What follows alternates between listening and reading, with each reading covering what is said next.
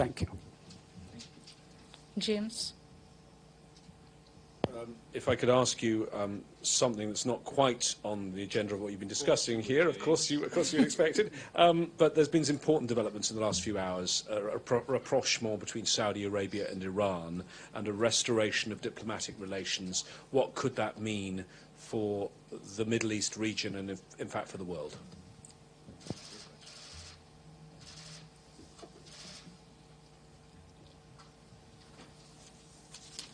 Okay, yeah. Hi, thank you. I wanted to ask what, Your Excellency, what the role you thought of other religions, including the Catholics who have been involved in interreligious dialogue, what sort of role they can play to combat Islamophobia. Azim Yasa. You have been playing a good role, by holding all these conferences. As far as the resolutions and the statements are concerned, fine.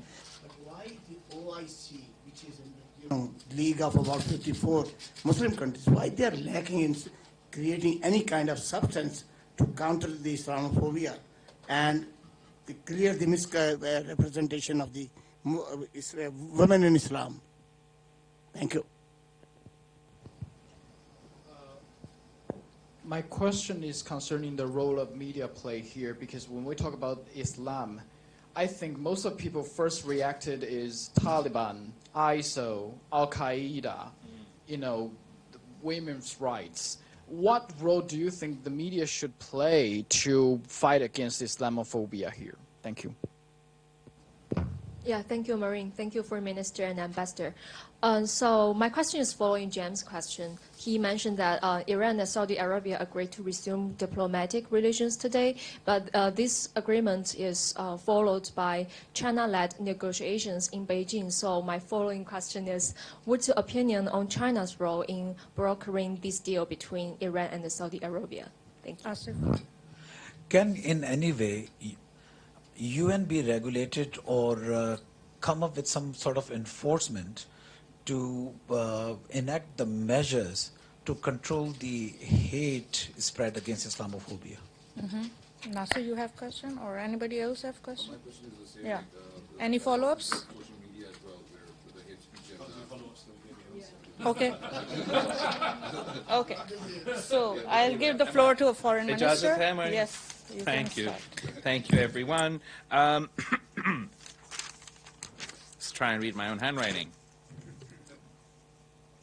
So in the context of your question on the OIC and the role that we can play internally and within the Muslim world to combat not only Islamophobia, but the issue of women in Islam, I think that's exactly what we're trying to do.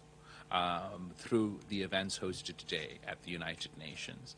Within the concept of women in Islam, I think it's important for the Muslim world and Muslim countries to reclaim the narrative, to reclaim the space, whether it's on the issue of women's rights, for example. We have to reclaim the space from both ends. We have to reclaim the space from the extremists within our own religion, who attempt to use religion as an excuse to deprive women of their rights, and we have to reclaim the space from Islamophobes who purposely and falsely create this caricature of Islam as a religion that deprives women of their rights. And we attempted to do just that in our Women in Islam's conference on International Women's Day. I think it was incredibly powerful to hear consensus, unanimous consensus across the Muslim world about the rights of women, the equal rights to women, their space within society, and particularly importantly, their right to have an education.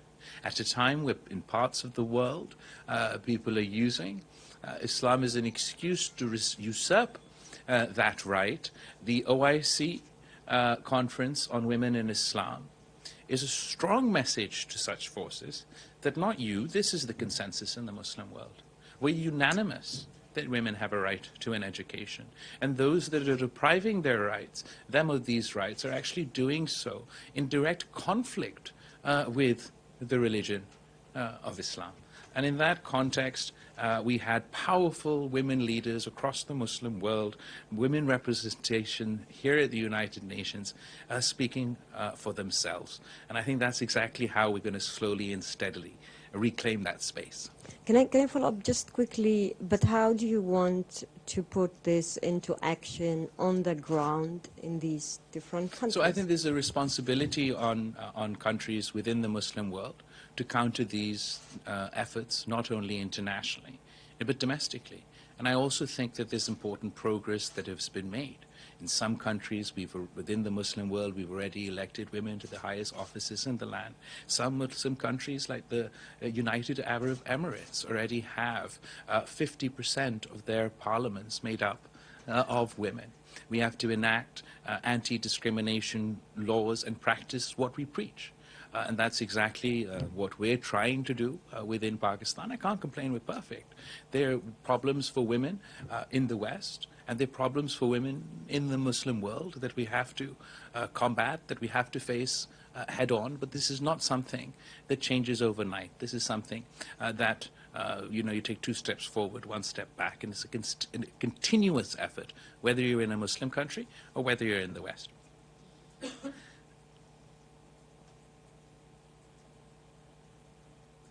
I think that the second question also, that covers the women in Islam piece quite well, so I'll move on to Palestine and Kashmir. I think your parallel is very justified. There's many similarities in the plight of the people of Kashmir and the plight of the people of Palestine. I've been, and I think it's fair to say that both issues remain unaddressed by the United Nations, and we'd like to see an extra focus not only on Palestine, but also on Kashmir. You're also right to note that we face a particularly uphill task to try and get Kashmir into the center of the agenda at the United Nations. And whenever the issue of Kashmir is brought up, our friends within our neighboring countries strongly object, vociferously object, and they perpetuate a post-fact narrative where they try to claim that this is not a dispute for the United Nations, that this is not a disputed territory recognized by the international community. And they insist, counter to the facts, counter to the reality, that their usurpation of Kashmir should be endorsed.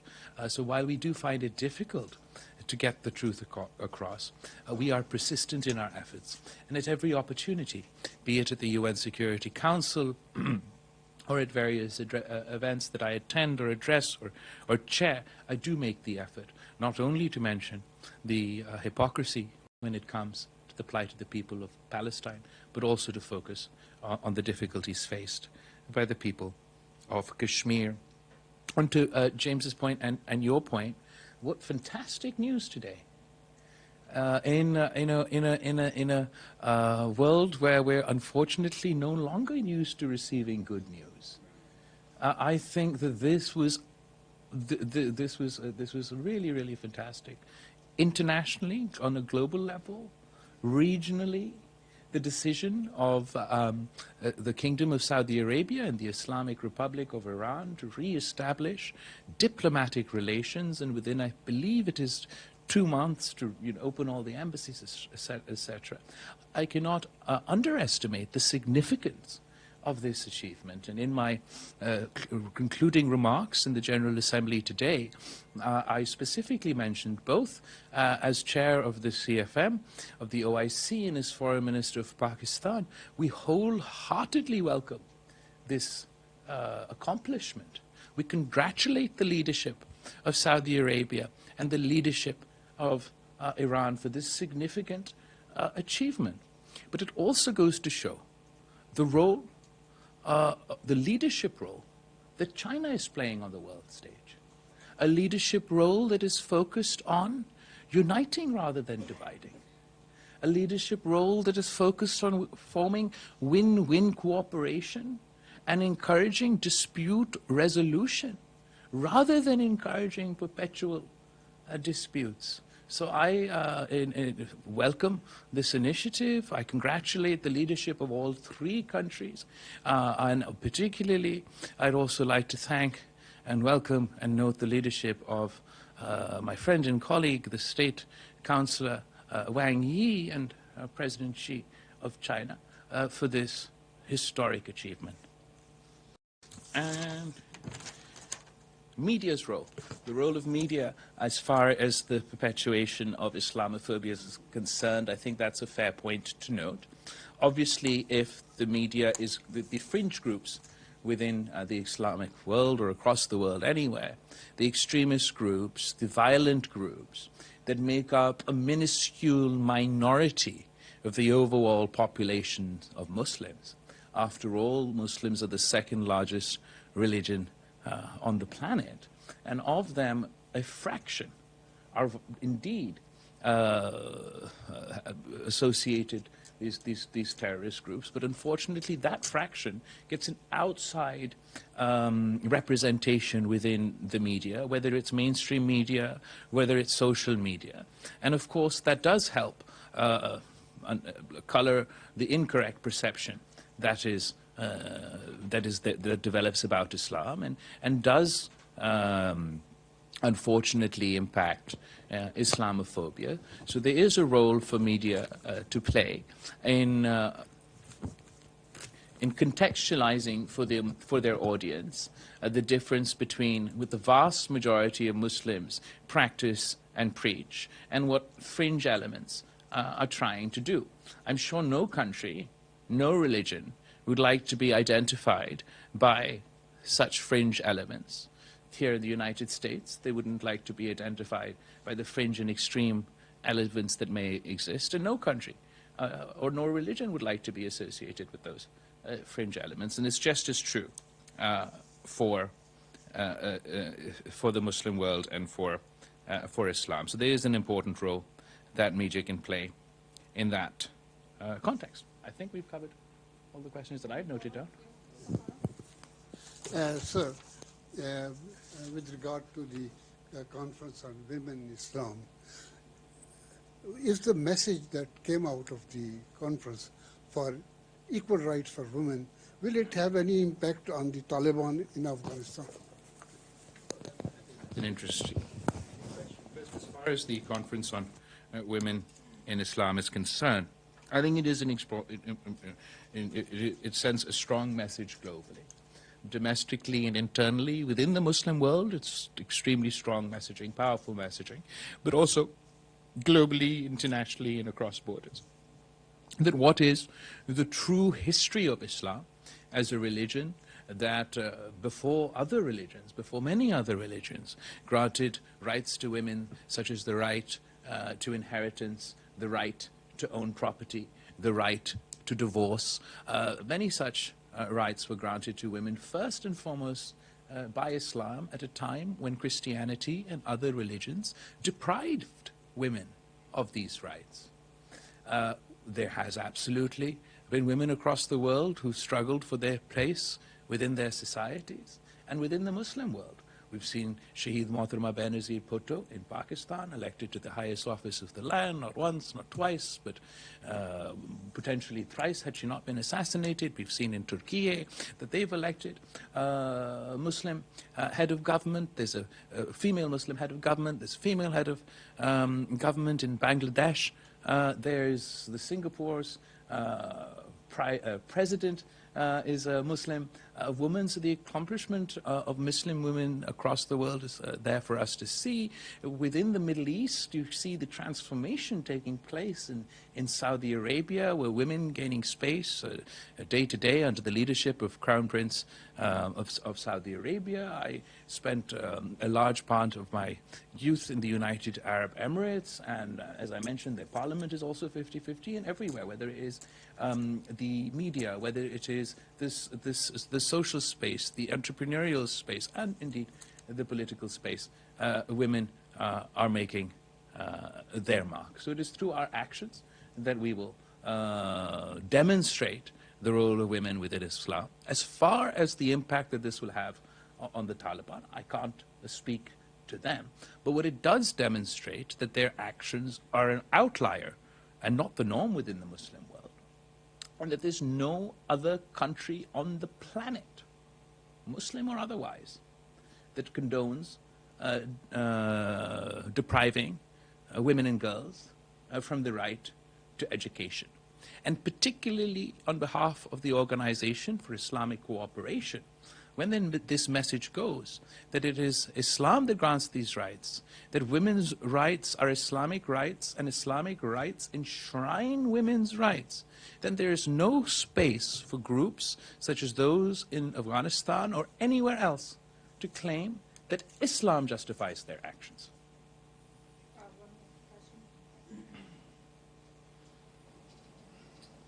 A follow-up on Afghanistan, please. Sure.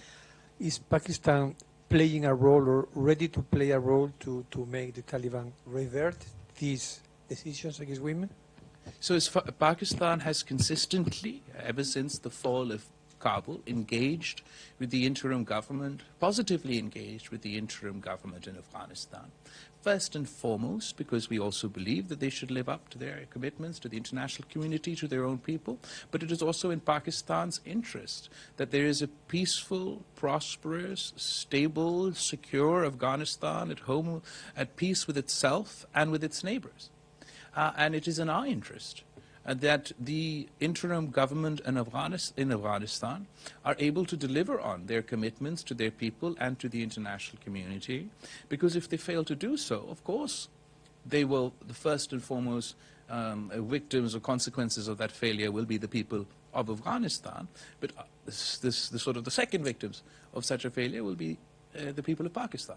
For example, they fail to live up to their commitment to ensure that their soil is not to be used for terrorism. Of course, the first and foremost victim of that will be the people of Afghanistan, but secondary, the victim of that are the people of Pakistan, who have seen an increase of terrorist attacks since the fall of Kabul.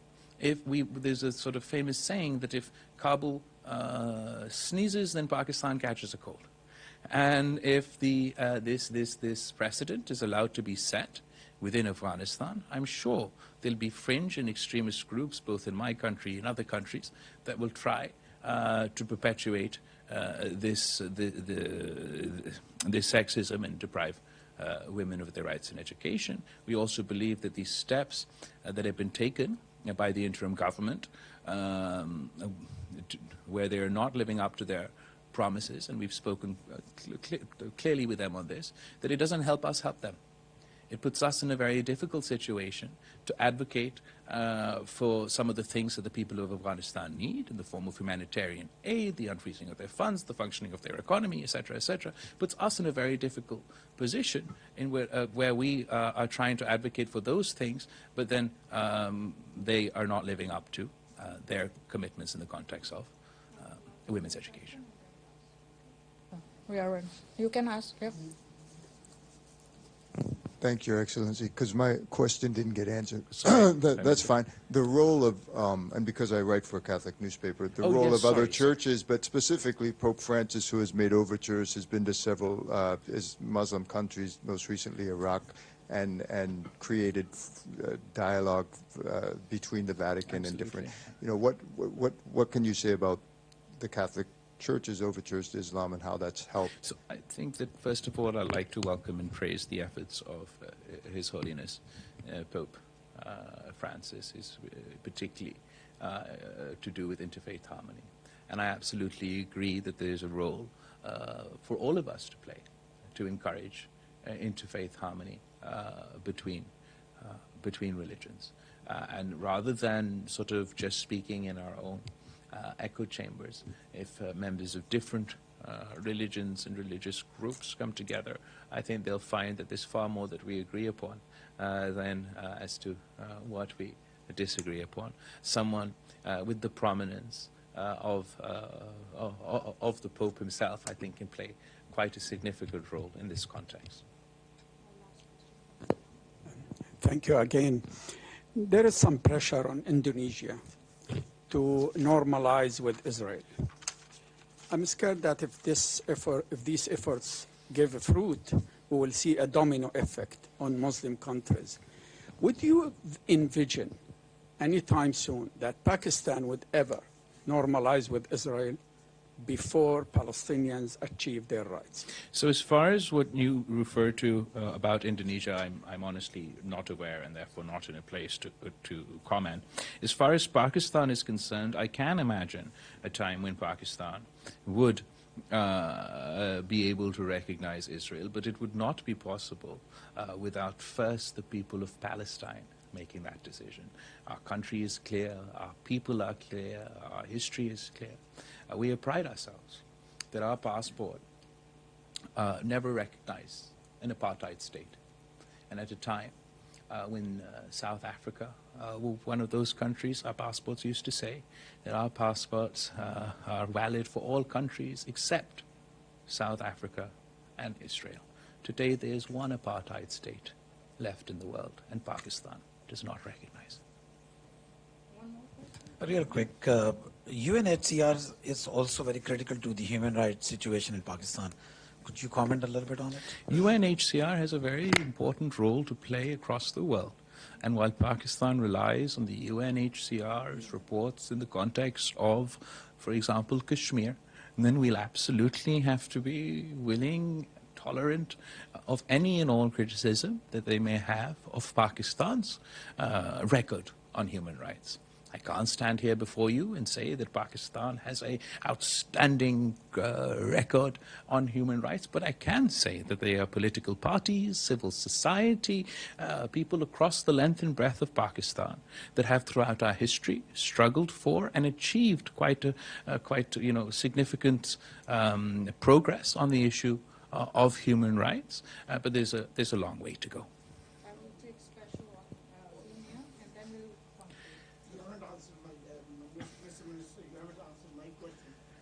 Chairman of the OIC, what kind of impediments and practical problems you see and experience that OIC has not been able to achieve, clearing the misperception about Islam and women in Islam? Well, as far as the misperception about women in Islam, or as far as the issue of Islamophobia, of course there's a lot of work that's yet to be done, but both events held for the first time here at the United Nations. The marking of International Women's Day from the OIC platform, and the high-level event held in the General Assembly today, along with the President of the General Assembly, with the OIC, to combat Islamophobia, are just two examples of our efforts to this end. But of course, we have to continue these efforts to see results on the ground.